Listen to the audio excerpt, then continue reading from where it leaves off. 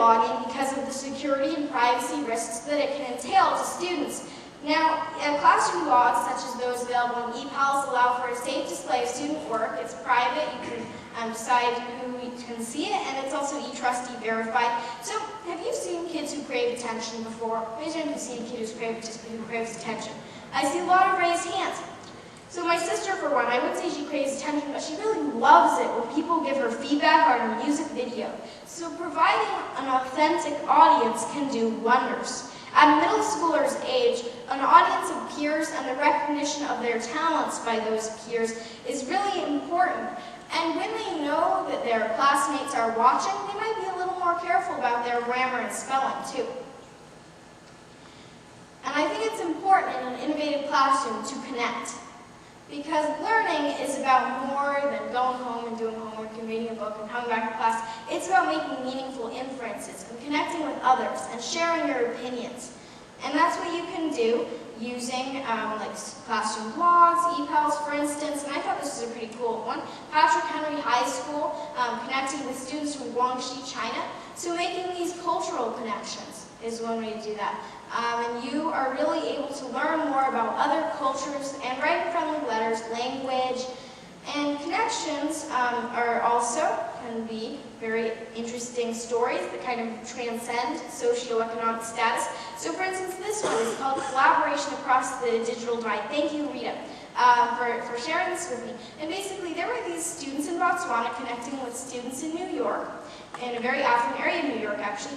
And so after a month of emailing, they sent each other some photographs, and the students in New York noticed that the students in Botswana didn't have any shoes. So they collected shoes and sent them to the students in Botswana, and what do you think was the student in Botswana responded? How do you think that they did that? Any ideas? Yes? Maybe something they didn't have in New York, they sent them. Maybe something they didn't have in New York, sorry. Perhaps something they didn't have in New York, they would send back to them. Perhaps something they didn't have in New York, they would send them. Yeah, that's a really good guess. Well, what happened was that they sent these shoes to the students in Botswana, and the students in Botswana said, well, these shoes are so precious, we don't want to wear them during soccer because otherwise we'll get them dirty. So the gift was really well received, and it was that they were treasured so much they didn't even want to wear them because they were afraid that it was getting dirty. So that brings me to the green connection, number one. I felt a little bit guilty about calling this an innovative green classroom because I was thinking, well, this is more about innovative than it is green. But then I realized, well, connecting with your international ePals through email rather than handwritten letters saves time, paper, and transportation. More direct green connection. Actually, ePals has many green projects like Team Earth, and you will find on your table actually wildflower seeds. So there are lots of projects like these that help the world in many different ways.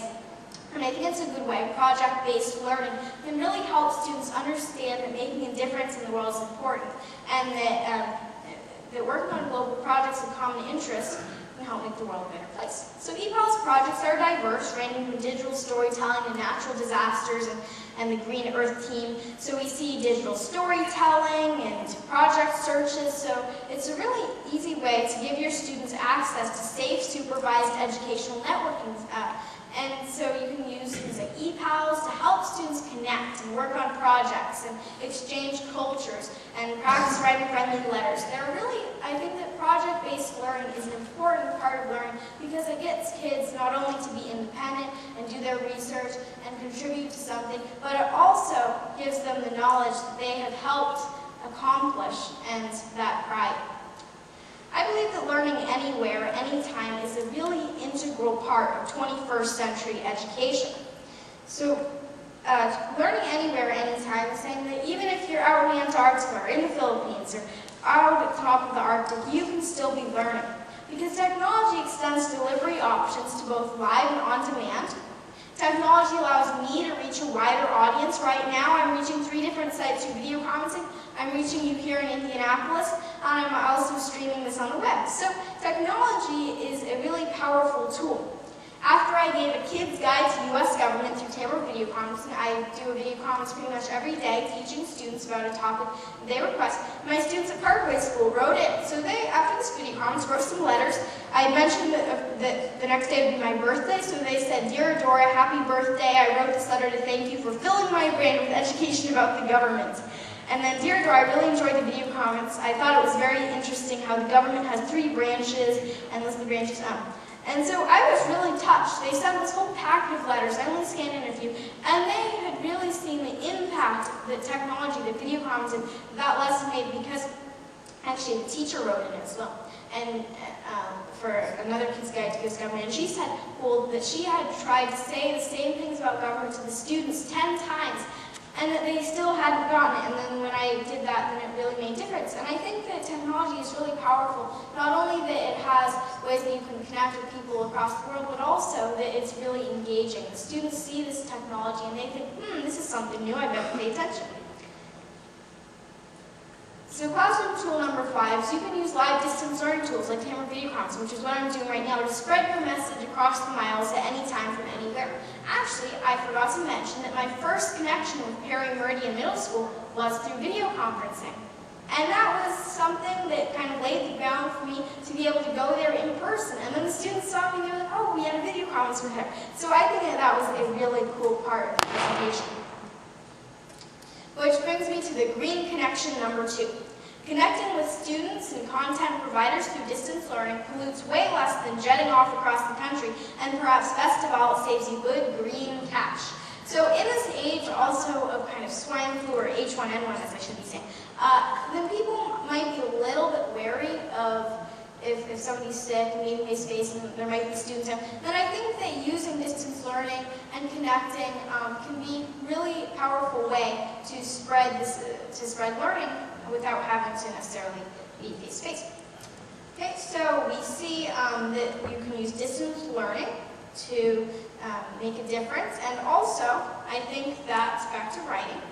Right to learning, writing for learning, sorry, my tongue is tripping, is an important part of learning about writing. So when I say right to learn, I mean writing across the curriculums is one way to do that. So for instance, as I said, when I'm writing, I use a lot of the things that I learn about in school.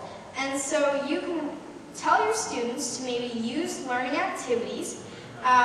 Here are some right to learn activities from their own classes. So for instance, write about a current event in the first person, write about the same event from 2 different perspectives. If they're learning about history, maybe about the war in Afghanistan, then they can write something from the point of view of a soldier in Afghanistan and maybe a civilian. So that would be an interesting thing if they're learning about current events. Or a historical event. So maybe the American Revolution from the point of view of a British soldier and the point of view of an American soldier. So it gets them to think about history, about points of view, and it also applies to some of the higher levels of Bloom's taxonomy. Choose a topic you want to become an expert in, and create weekly blog posts about the things you learn. So this is one that I actually did. It was my becoming an expert on China. So maybe thinking about, what are some things that I want to learn more about? What's a topic that I'm really interested in? And then learning, and maybe even collaborating with people from that country to learn about culture today, and making blog posts about that, I think, is a fun activity. Write poems that represent new vocabulary words, and then have your classmates guess which word inspired the poem.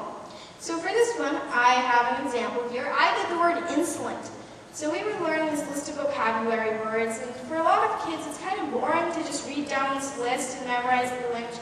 So you can use fun right-to-learn activities like writing a poem or about that word. So I did insolent. She would not listen, simply screamed, while others stared in shock. She put her mother in the pantry, locking every lock.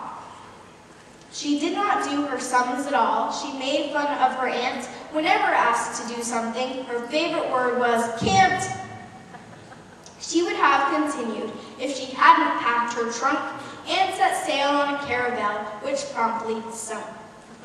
So when we take a look at right-to-learn activities, you see that it's more than just memorizing a list of words or listening to the history class. It's taking